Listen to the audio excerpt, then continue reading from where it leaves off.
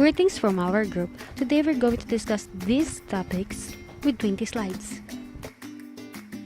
And as an introduction, my name is Christine Joy Mendoza, and I'll be the one who will be explaining these basic terms that will serve as your guide on our report.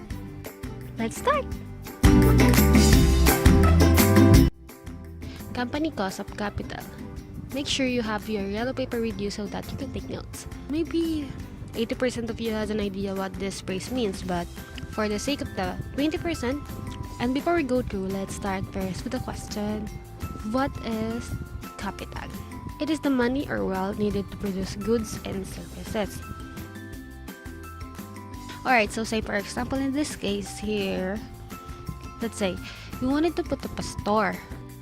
So you need money so that you can buy products to sell in the store, so that you can buy uniform for the store, and etc.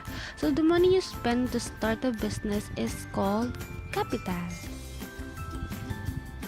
The next question is, where does capital come from?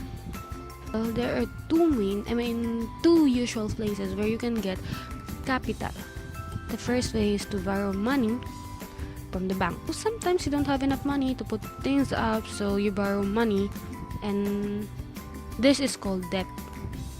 And another one, or the next main source, is when the owners or investors, such as you yourselves or your friends, your company, put your own money into your business. So this is called equity. Take a note of that.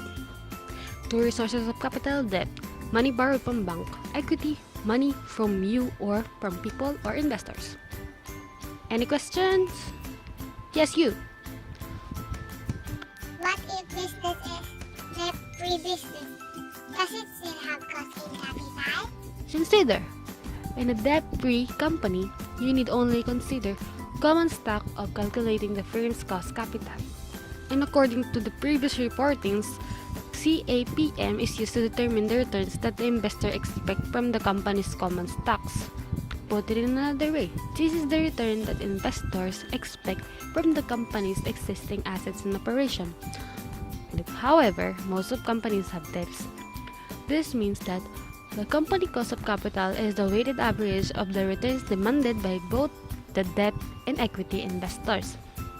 So, do you understand? Okay. Next question? Yes.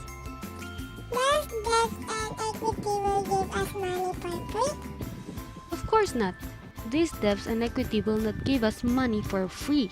We are expecting a return, and this return is a cost of us. And this may be referred to as the cost of capital.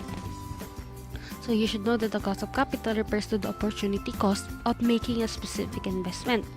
It is the rate of return that could have been earned by putting the same money into different investment with equal risk. Thus, the cost of capital is the rate of return required to persuade the investors to make a given investment. Take a note of that. Remember, debt plus equity is capital structure. So, is that easy? Oh, it's easy. Again, this is Christine Joy Mendoza reporting cost of capital, slides 1, 2, and 3. Thank you.